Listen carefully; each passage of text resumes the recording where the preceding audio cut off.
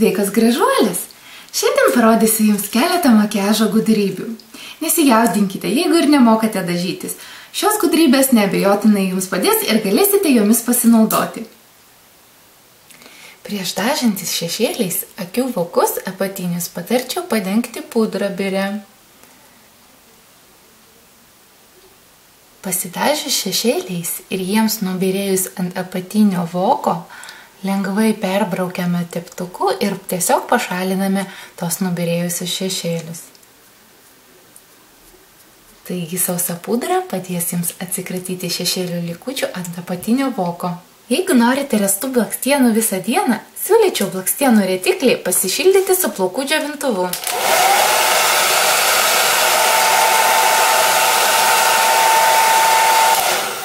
Pašildžius, atsargiai prisiliesti prie blakstienų ir jas užriesti.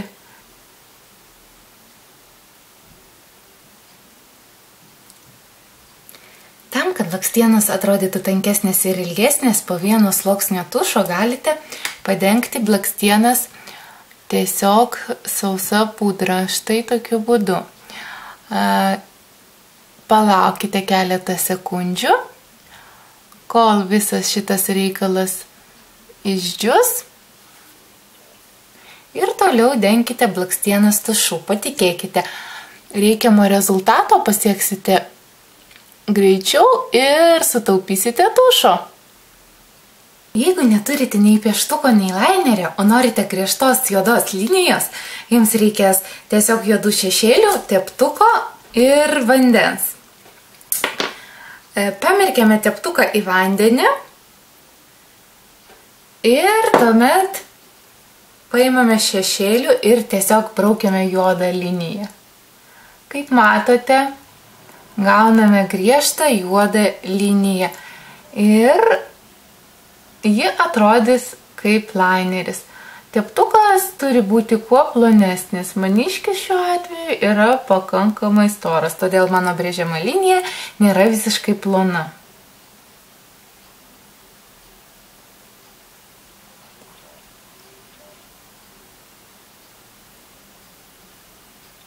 Štai toks sprendimas laineriui.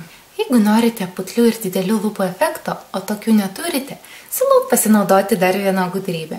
Tiesiog lūpos viduriuką padenkite šviesiais, baltais perlamutrinės šešėliais. Tiesiog ant piršto galiuko retušuojame šiek tiek, būtent viduriuką, matote? Vėliau lūpas galite padengti tiesiog skaidrių blizgių arba vazelinu, kaip padarau aš. Vaizdžiai jūsų lūpos tikrai atrodys putlesnės. Galite dengti ir štai šią viršutinę dalį, lygiai taip pat. Jeigu neturite kūno spalvos lūpdažio ar blizgio, siūlau pasinaudoti tiesiog skystą pudrą.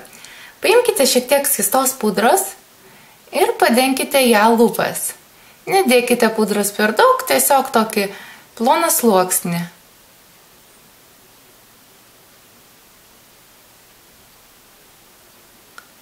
Lygiai taip pat viršutinė lūpa.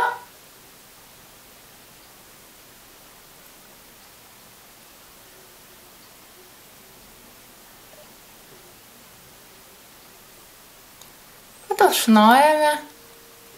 Tam, kad pabrėžčiau lūpų formą, panaudosiu dar rudo lūpų pieštuko.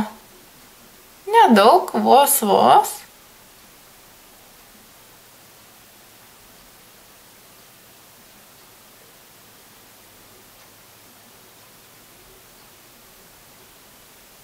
Žinoma, visą tai reikia retušuoti, galite naudoti teptuką, aš panaudosiu pirščiuką tiesiog, kad būtų greičiau.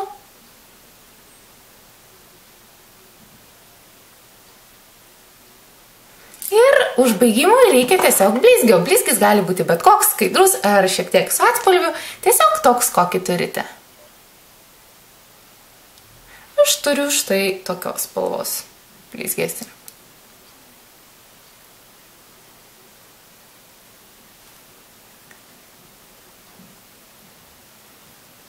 Štai padengėme ir turime kūno spalvos lūpdažį.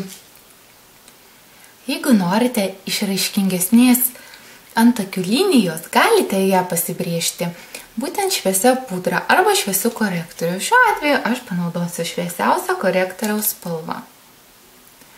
Ir tiesiog po antakiais brėžiu šviesią liniją. Ši gudrybė reikalauja šiek tiek kruopštumo. Štai mano antakių linija yra išraiškingesnė. Jeigu jūsų nosytė ilga kaip mano ir norite vizualiai ją patrumpinti, siūlau tiesiog nosies galiuką patepti su tamsesnė pudra. Vizualiai jūsų nosytė atrodys tikrai trumpesnė. Ir pabaigai dar keletas praktiškų patarimų. Jeigu jūsų oda riebi ar tiesiog norite nuimti riebalo perteklių, siūlau pasinaudoti paprasčiausiamis servetėlėmis. Tiesiog atskirkite ploniausią sluoksnį. Paprastai servetėlės būna keletas sluoksnių, štai atskiriu ploniausią sluoksnį ir tiesiog lengvais spaudimais nuimkite riebalo perteklių. Tai yra pigus sprendimas ir neturėsite išlaidauti specialioms servetėlėms, kurios iš principo atlieka tą pačią funkciją. Tiesiog kainuoja daug daugiau. Jeigu jūsų tušo galiojimas eina į pabaigą ir jis nebedažo taip, kaip norėtųsi, siūlau tušą tiesiog pamerkti į šiltą vandenį ir palaikyti keletą minučių. Patikėkite, pratęsite savo tušo galiojimo laiką dar keletai savaičių. Tikiuosi, kad jums patiko mano šiandieniniai patarimai ir mano Julijos Timošenko šukuosena. Jeigu nežinote, kaip pasidaryti tokią šukuoseną, skambinkit Julijai Timošenko.